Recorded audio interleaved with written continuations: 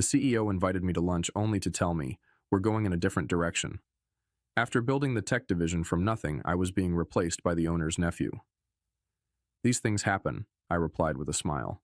No one realized that I had already seen it coming for months. My name is Derek. I'm 42, and for 11 years I've been the backbone of Riverton Manufacturing's IT infrastructure. Not that you'd know it from our company website or quarterly reports. I built our network security from the ground up when we were still using Windows XP and storing passwords on sticky notes. Turned a 5-person help desk into a 30-person operation that kept 3 production facilities running 24/7. The machines don't stop in Milwaukee, and neither did I. I wasn't even supposed to be there that long. Took the job as a stopgap after my divorce, something to keep me busy while I figured out what was next. But I was good at it. Really good. And somewhere along the way, those servers and networks became mine. Not legally, but in every way that mattered. The lunch was at Maxwell's, the kind of place with white tablecloths where executives take clients they want to impress. Not the kind of place where you fire someone. But Preston Campbell, our CEO, was always about appearances. "Derek, you've been invaluable," he said, cutting into his steak. "But we need fresh perspectives. Someone with vision for where tech is heading." Translation: We've found someone cheaper who won't push back when the board makes stupid decisions. Harrison's nephew just finished his master's at MIT, brilliant kid, specialized in digital transformation. I nodded, took a sip of water. "Who's handling the transition?" Preston looked relieved I wasn't making a scene. "You'll have 6 weeks. We'll announce after the quarterly all-hands." I signed the NDA he brought before dessert arrived, smiled and shook his hand, told him I understood business decisions had to be made. Back at my desk, I noticed my admin credentials had already been downgraded. My name removed from the leadership team email chain. They'd decided before lunch, probably weeks ago. That night I couldn't sleep. Not from anger, though there was plenty. Not from fear about finding a new job, but because of what I'd noticed in the server logs 3 months earlier. Small, unauthorized access attempts from an IP address I traced to the executive floor. Someone poking around in systems they shouldn't know existed, looking at my documentation, my security protocols, my contingency plans. They weren't just replacing me. They were mining me for everything I knew first. I moved to Milwaukee 16 years ago, following Ellie after we got married. Left a decent security job in Minneapolis because she got into graduate school here. We were young, ambitious. I figured I'd find something. The divorce blindsided me. 7 years of building a life, then suddenly papers on the kitchen counter. "We want different things," she said. "No fights, no warning signs, just done." When Riverton hired me, I was sleeping on my brother's couch. They needed someone to patch together their failing network infrastructure after a ransomware attack. I was supposed to be temporary, but I saw potential. These manufacturing guys knew machines, but not computers. Their entire operation, millions in equipment, hundreds of jobs, was running on outdated systems, one crash away from disaster. I pitched Preston a 5-year overhaul plan. He gave me the budget and let me work. For 3 years, I barely saw daylight. Rebuilt every network, trained staff, created backups and fail-safes. When the Northeast blackout hit, we were the only facility in the region that stayed online. The board noticed. Preston started bringing me to meetings. My budget tripled. I hired a team, good people like Vanessa, who became my right hand, and Luis, who could code his way through any problem. We weren't just IT anymore. We were the reason Riverton could promise clients they'd never miss a deadline. Harrison Wells, the majority owner, shook my hand at the company Christmas party in 2019. "You turned us into a modern operation," he said. "We couldn't have expanded without your systems." I thought I'd found my place, somewhere I mattered. The first crack appeared last September, a consultant showing up unannounced to audit our digital infrastructure.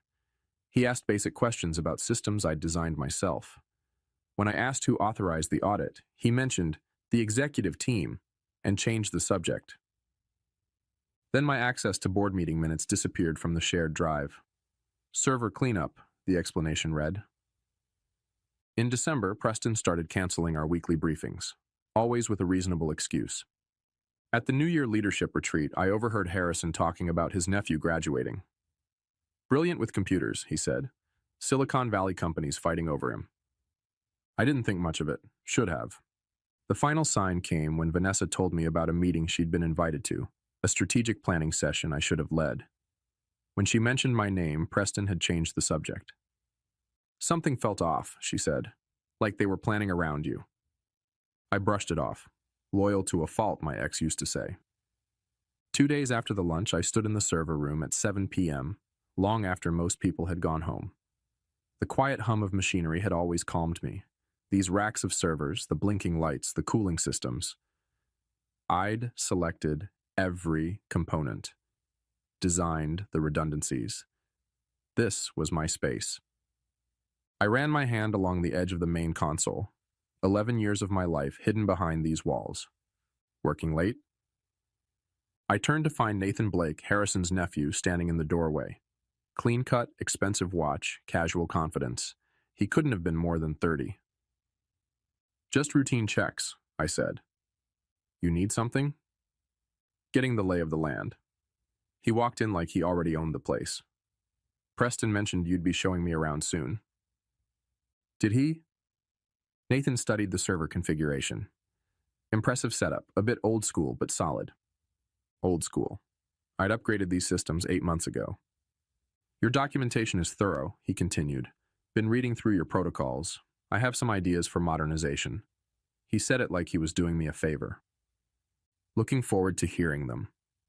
The words tasted like chalk. After he left, I sat down at my workstation, opened the access logs. Nathan's credentials had been created 3 weeks before my lunch with Preston. He'd been given top-level administrator access. Already viewed my entire documentation library. I pulled out my phone and texted Luis. Can you meet tomorrow before work? Coffee at Joe's, 6:30. That night I drove to the lakefront, parked where Ellie and I used to watch sunsets. The water was black under the winter sky. I thought about the day Preston had promoted me to director. You're the backbone of this place, he'd said. We couldn't run without you. Turns out backbones are replaceable too. Luis was already at the coffee shop when I arrived the next morning, dark circles under his eyes. He knew something was wrong. They're phasing me out, I said without preamble. He nodded slowly. I figured.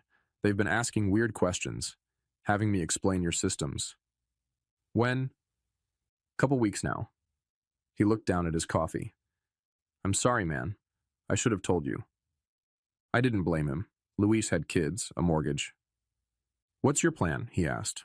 I hadn't realized I had one until he asked. But sitting there, watching early morning commuters hustle past the window, something settled inside me. A clarity I hadn't felt since finding Ellie's divorce papers. They think everything's in the documentation, I said quietly. But we both know it's not. Luis leaned forward. The proprietary tools, the workarounds. I nodded. The patches I built that aren't in any manual, the custom monitoring system, the client interface no one else fully understands. Derek, I'm not going to sabotage anything, I said, but I'm not going to give away what's mine either.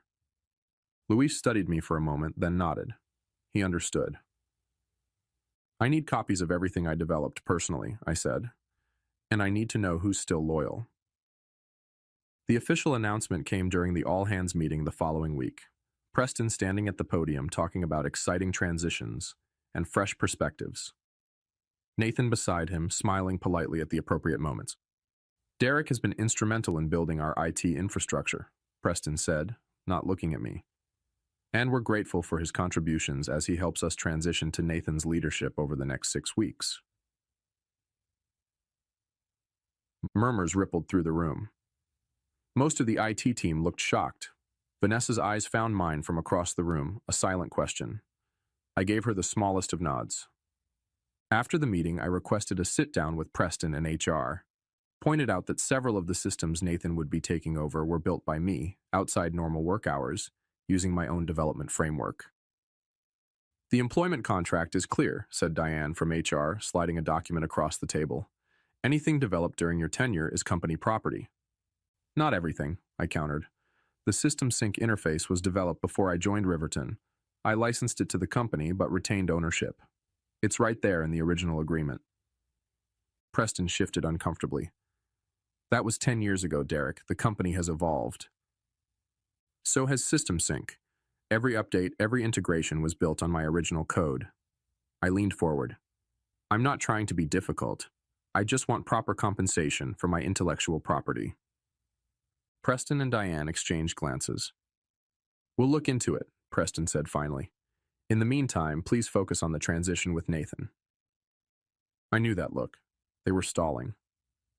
The next morning, my access to the development servers was restricted. Security protocol during transition periods, read the automated email. Nathan called a team meeting without inviting me. When I showed up anyway, he seemed annoyed but covered it quickly. Derek, glad you could join us. I was just outlining some changes to the network architecture. I leaned against the doorframe. Interesting. Which architecture specifically?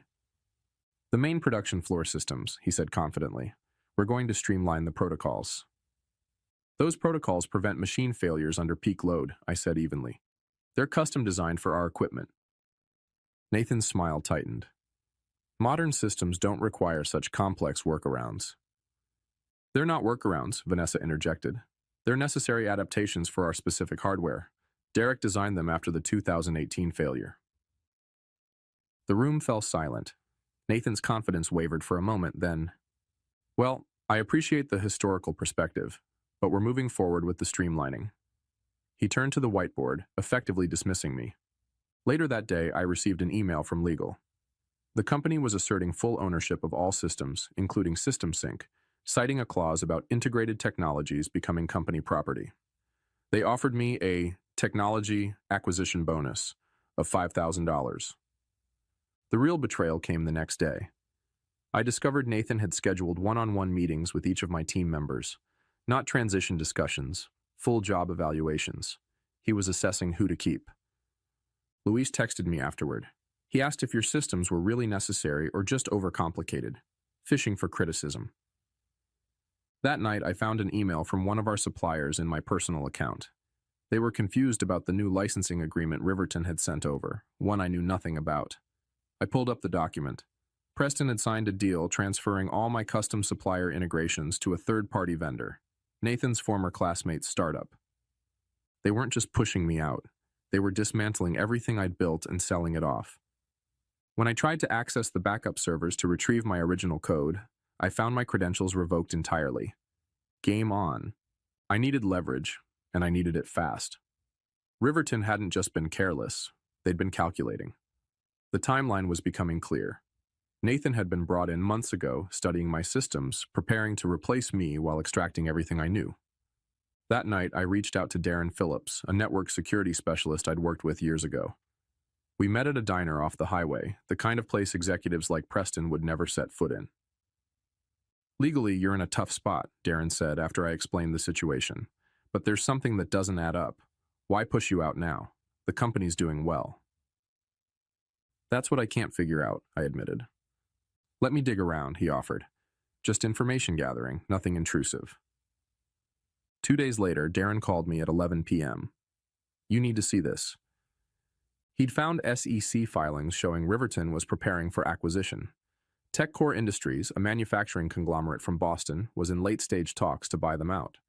The deal was contingent on Riverton demonstrating modernized technical infrastructure and transitional leadership. They're cleaning house to make the sale look better, Darren explained. And your systems are a major selling point. The valuation specifically mentions the proprietary manufacturing management interface. My interface, System Sync. There's more, Darren continued. Harrison Wells cashed out most of his shares last quarter. The acquisition would mainly benefit Preston and the executive team. They get golden parachutes and executive positions at TechCore. The piece that broke me wasn't the acquisition. It was finding emails showing Preston and Harrison had discussed replacing me over 6 months ago. While I was pulling all-nighters to fix a major security breach, they were interviewing Nathan. I drove to the old industrial park where I'd first sketched the System Sync architecture, back when it was just an idea. Sat in my car until dawn, watching the sky turn gray over abandoned warehouses. When I got home, I found an old external hard drive in my closet, plugged it in and found what I was looking for. The original System Sync code, pre-Riverton. The documentation showing I'd started development 8 months before joining the company. I also found the emails. Preston specifically requesting I integrate System Sync with Riverton's systems. His acknowledgement that it was my proprietary tool. His promise that we'd formalize ownership once things settled down. I'd trusted him. Fool me. The next day, Nathan called me into a meeting with Preston and Diane from HR.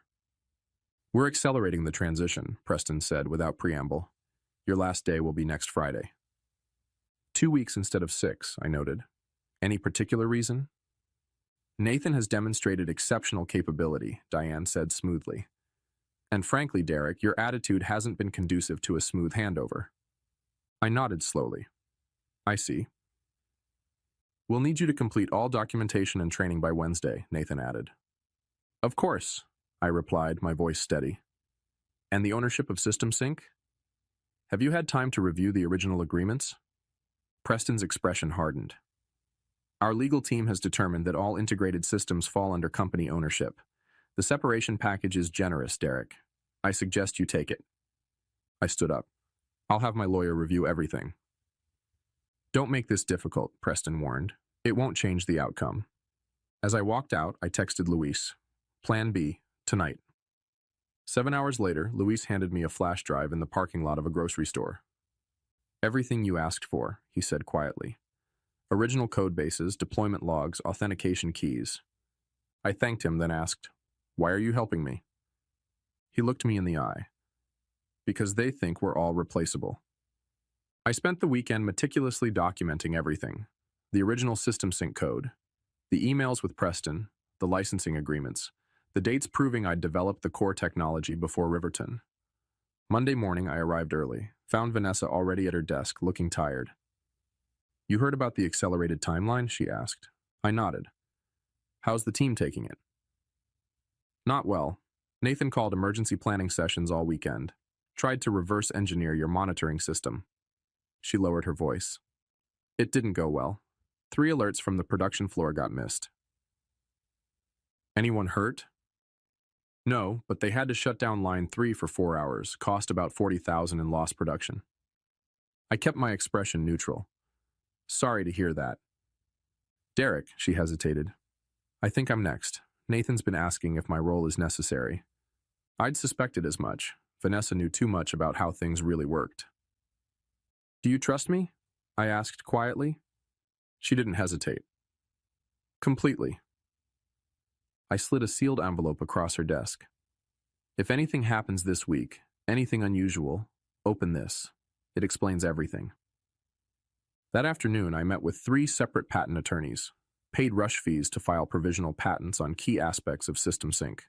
Not the whole system, just the critical components that made it work with manufacturing equipment. On Tuesday, I completed all the transition documentation Nathan requested, attended his planning meeting, answered questions politely. The model employee. Meanwhile, Darren was helping me set up a secure server off-site.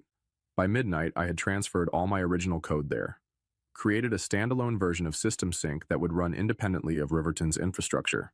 Wednesday morning, I found an email from TechCore Industries in my personal account, an invitation to discuss mutual business interests at their regional office. They'd heard I was leaving Riverton and were interested in my expertise. Someone was hedging their bets. I forwarded the email to my lawyer, then made a call to TechCore's VP of Operations.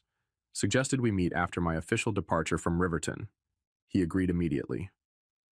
That night, I executed the key part of my plan. Using the access credentials Luis had saved, I updated 3 critical components of System Sync.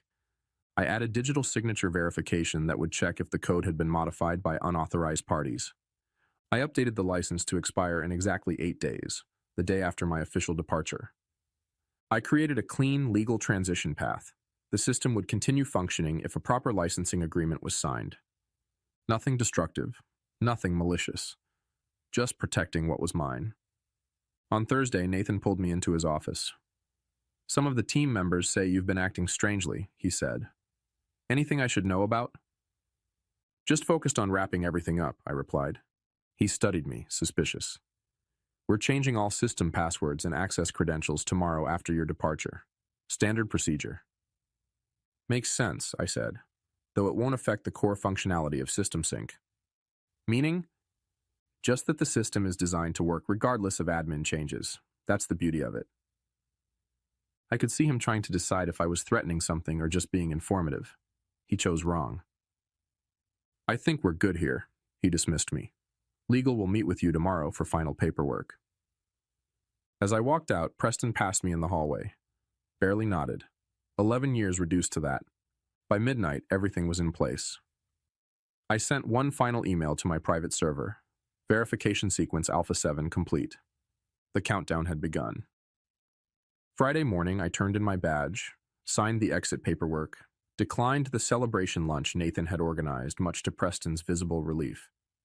As I walked to my car, Luis called. "It's done," he said. "Nathan just changed all the admin passwords. They're doing a full system review this afternoon." "Thanks for letting me know," I said, keeping my voice neutral. "What happens now?" he asked. "Now we wait." I spent the weekend at home, ignored calls from unknown numbers, slept better than I had in months. Monday morning at 9:17 a.m., exactly when the production floor shifted to peak operation, every instance of system sync across Riverton's 3 facilities displayed the same message. License expired. Please contact the developer to renew. By 9:20, the first production line halted. By 9:45, all 3 facilities were offline. At 10:30, Preston called me personally. "What the hell did you do?" He was trying to sound authoritative, but I could hear the panic. "I didn't do anything," I replied calmly. "The software license expired. As the developer and owner of System Sync, I'm happy to discuss renewal terms." "This is sabotage," he hissed. "It's standard license management," I corrected him. "Check the original integration agreement from 11 years ago. Clause 7 specifically states that Riverton was licensing the technology, not purchasing it." Silence on the line. "I've sent a proper licensing agreement to your legal department," I continued. "The terms are simple: recognition of my ownership, proper compensation for continued use, and a non-disclosure agreement about the circumstances of my departure." "That's extortion." "That's business," I replied. "These things happen." By 3 p.m., their lawyers had reviewed my documentation. By 5 p.m., the agreement was signed. 3 days later, I sat across from TechCore's vice president of operations in their downtown office. He slid a contract across the table. "We're still acquiring Riverton," he said. "But we want you to lead the technical integration, as a consultant, not an employee." The salary was twice what Riverton had paid me, full control over my working hours and location. "What about Nathan?" I asked. The VP's expression soured slightly. "Mr. Blake will be transitioning to other opportunities." I signed the contract that afternoon. 2 weeks later, Luis called to tell me Nathan had been quietly removed from his position. The official story was that he'd pursued other opportunities. The actual reason was that 3 major clients had threatened to pull their contracts after repeated system failures. Preston remained CEO through the acquisition, but his role at TechCore was largely ceremonial. No real power, no real team. Just a fancy title and an office away from decision makers. I didn't feel the vindication I expected, just a quiet certainty that I'd done what was necessary. The following month, I used my first consulting check to put a down payment on a small cabin near the lake. Nothing fancy, just a quiet place with a deck overlooking the water.